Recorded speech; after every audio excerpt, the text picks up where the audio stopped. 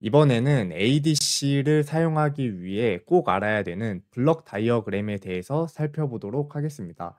지금 오른쪽에 보이시는 이 그림이 ADC의 블록 다이어그램입니다. 좀 내용이 복잡해 보이는데 하나씩 차근차근 설명드리도록 하겠습니다.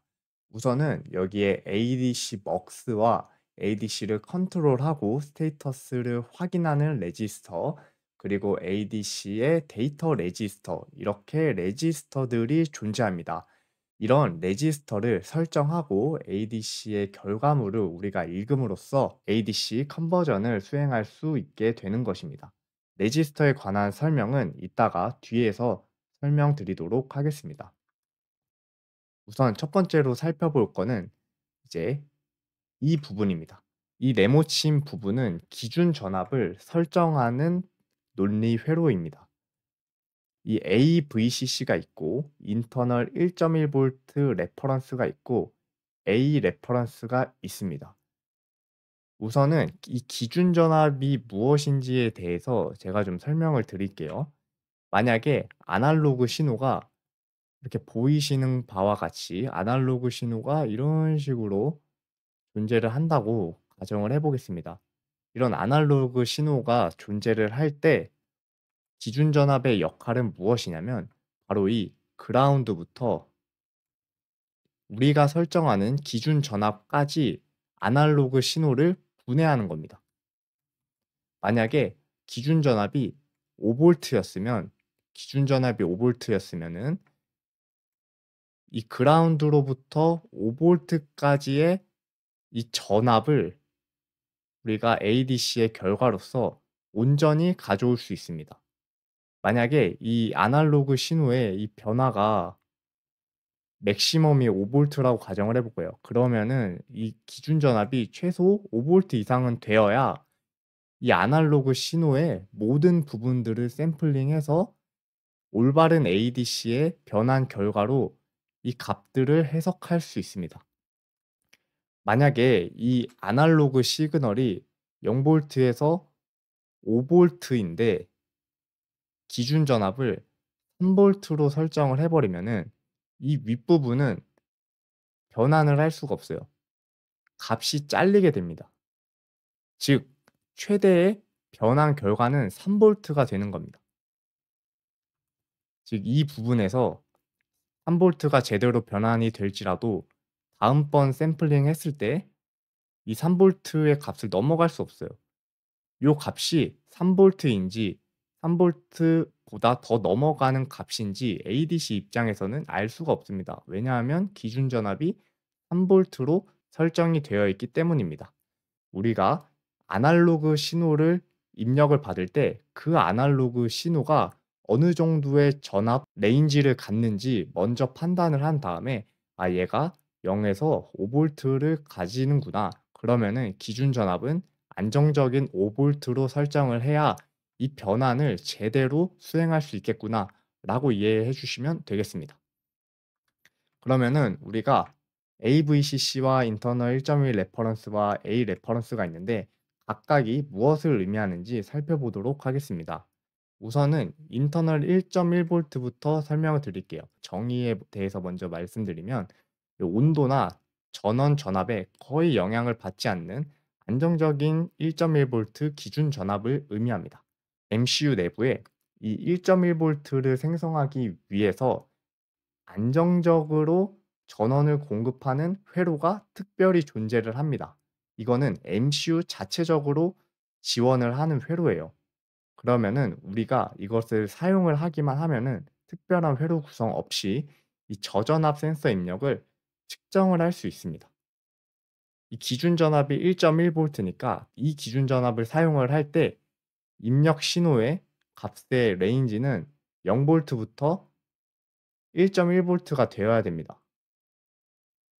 이해되셨죠? 만약에 0볼트에서 1.1볼트 사이의 아날로그 신호를 컨버팅하고 싶으면 이 내부 1.1볼트를 사용함으로써 특별한 회로 구성 없이 이 저전압 센서 입력을 ADC로 변환할 수 있습니다.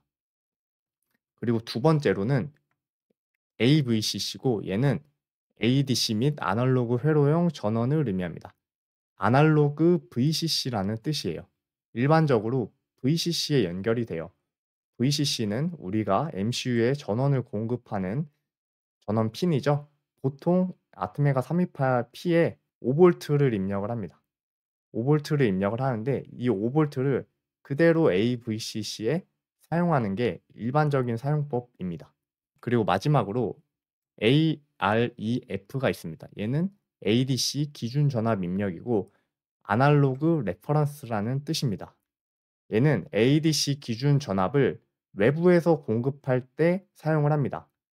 그러니까 AVCC랑은 다르게 A 레퍼런스는 이 VCC로 사용되는 5V를 사용하는 것이 아니라 외부적으로 특별한 회로를 꾸며서 안정적인 볼테지를 인가할 때 이 A 레퍼런스를 사용을 합니다. 즉 외부 회로가 좀 필요해요. 이 전원에 영향을 받지 않고 안정적으로 공급할 수 있는 회로가 준비될 때 이 A 레퍼런스를 사용을 합니다. 특징으로는 AVCC와 충돌을 주의해야 돼요. 여기 보시면 ADC MUX에서 REFS1 비트와 REFS0 비트를 설정을 함으로써 이 세 개 중에 어느 기준 전압을 쓸지 결정을 할 수 있습니다. 얘가 0 이면 AVCC가 들어오고 얘가 1 이면 뭐 인터널 레퍼런스가 들어오는 식으로 이 비트에 따라서 AVCC를 사용할지 내부 1.1 볼트를 사용할지 결정됩니다. 그리고 그 결정된 기준 전압을 최종적으로 통과를 시킬지 안 통과를 시킬지 이 비트가 결정을 합니다. 즉 이 상위 AD MUX의 상위 두 비트를 통해서 AVCC와 A 레퍼런스를 사용을 할지 말할지 이런 것들을 결정을 할 수 있습니다. 그런데 보시면 이 A 레퍼런스는 항상 10 비트 DAC로 들어가요. 이 부분은 이제 실제로 ADC를 처리하는 로직인데 지금 보시면 항상 A 레퍼런스는 이쪽으로 들어갑니다. 그러니까 다시 말하면 만약에 우리가 AVCC를 사용하거나 내부 1.1 볼트를 사용하게 되면은 이 AVCC를 오픈시켜 놔야 됩니다. 만약에 여기에도 5 볼트를 인가를 해서 AVCC를 사용을 하고 여기에도 5 볼트를 인가를 해서 A 레퍼런스를 사용하면은 하나의 노드에 전원이 지금 2 개가 들어가 있죠. 그리고 이 2 개의 전원의 미세한 차이에 따라서 회로적으로 전류가 이렇게 흐를 수도 있습니다. 역전류가 흐를 수도 있다는 뜻입니다. 그러면은 내부 호자가 파괴가 되겠죠. A 레퍼런스로 기준 전압을 사용하고 싶다. 그러면은 이 AVCC는 연결을 하지 말아야 됩니다. 만약에 연결을 하더라도 이 비트를 통해서 선택을 하지 말아야 됩니다. 이쪽으로 통과가 되지 않게 해야 내부 전원 충돌 없이 안정적인 기준 전압을 사용할 수 있습니다. 그리고 반대로 AVCC를 만약 무조건 5 볼트를 사용을 할 거다라고 하면은 이 레지스터를 잘 설정해서 이쪽으로 통과되게 먼저 만들고 이 A 레퍼런스에 절대 아무것도 연결을 하지 말아야 얘가 전원 충돌 없이 ADC 처리하는 로직의 기준 전압으로 안정적으로 흐를 수 있습니다. 즉 AVCC와 A 레퍼런스는 사용을 할 때 충돌을 주의해야 된다라고 이해를 해 주시면 되고 얘네 두 개가 사실 좀 비슷해 보이잖아요. 이렇게만 기억을 해 주시면 될 것 같습니다. AVCC는 일반적으로 VCC랑 같이 연결한다. 아날로그 레퍼런스는 외부에서 전원 전압과 독립적인 어떤 소스를 제공을 할 때 사용을 한다. 그리고 충돌을 주의를 해야 된다라고 이해를 해 주시면 되겠습니다. 그리고 데이터 시트에 ADC 캐릭터리스틱스를 보시면 이 AVCC와 A 레퍼런스의 맥스 밸류는 이 VCC의 플러스 0.3 볼트예요. 만약 VCC가 5 볼트면은 AVCC와 A 레퍼런스 모두 맥시멈 볼테지가 5.3 볼트로 인가돼야 됩니다. 그러니까 5 볼트 전원을 쓰는데 여기에 10 볼트를 쓰면은 이제 내부적으로 손상이 발생할 수 있다라고 데이터 시트에 이렇게 명기되어 있습니다. 즉 이런 부분들 주의하셔서 이제 회로 설계를 진행을 해 주시면 되겠습니다. 앞에서 기준 전압에 대해서 살펴봤습니다. 지금 살펴볼 내용은 ADC의 채널을 선택하는 인풋 먹스에 대해서 살펴보도록 하겠습니다. ADC 채널에는 ADC 0번부터 7번이 있습니다. 지금 보시면 여기에 이렇게 0번부터 7번이 있죠. 얘가 MCU면은 여기 핀이 0번부터 7번까지 이렇게 뾰족뾰족 나 있는 겁니다. 그리고 여기 3개 보이시면은 뭐 밴드갭 레퍼런스, 그라운드, 템퍼러처 센서도 있는데 얘네들은 이제 사용을 하지 않을 거니까 무시를 하셔도 되고, 어쨌든 우리는 0부터 7까지 총 8 개의 채널 중에서 하나만 선택을 해서 내부 ADC 로직으로 보냅니다. 채널은 여러 개일지라도 선택은 한 개만 할 수 있습니다. 여기에 여러 개의 아날로그 시그널이 입력된다 할지라도 결국에 하나만 이렇게 선택해서 ADC 처리 로직으로 보낼 수 있는 겁니다. 이해되셨죠? 그리고 아트메가 328P의 그 MCU가 어떻게 생겼는지를 패키지라고 하는데, 우리는 이제 핀이 이렇게 나 있는 MCU, 길쭉한 MCU를 사용을 하잖아요. 얘를 DIP 패키지라고 합니다. 이 패키지에는 ADC가 0번부터 5번까지밖에 없어요. 즉 7번과 6번이 물리적으로 없습니다. 지금 이 6번과 7번은 이렇게 네모난 네모나서 이렇게 다리가 많이 붙일 수 있는 요런 패키지에 이제 ADC 6번과 7번이 추가로 존재하는 거고, 우리는 이런 DIP 패키지, 길쭉하게 생긴 MCU를 사용하기 때문에 ADC 6번과 7번은 존재하지 않는다라고 이해를 해 주시면 되겠습니다. 그러면 앞서서 기준 전압을 선택하는 블럭과 채널을 선택하는 인풋 먹스에 대해서 살펴봤습니다. 그리고 위쪽에 보시면 ADC 완료 인터럽트가 있어요.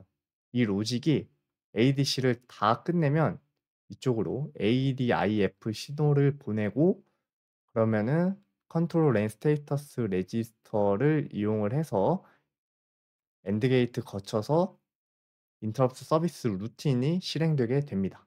여기서 변환 결과 화면은 인터럽트 완료 서비스까지, 인터럽트 서비스 루틴까지 호출시킬 수 있다라고 기억을 해 주시면 되겠습니다.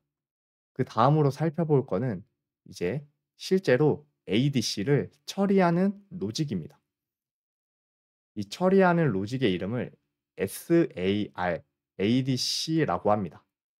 우리가 ADC를 사용한다고 할지라도 이 아날로그 신호를 디지털로 변환시키는 데에는 많은 기법들이 존재를 해요.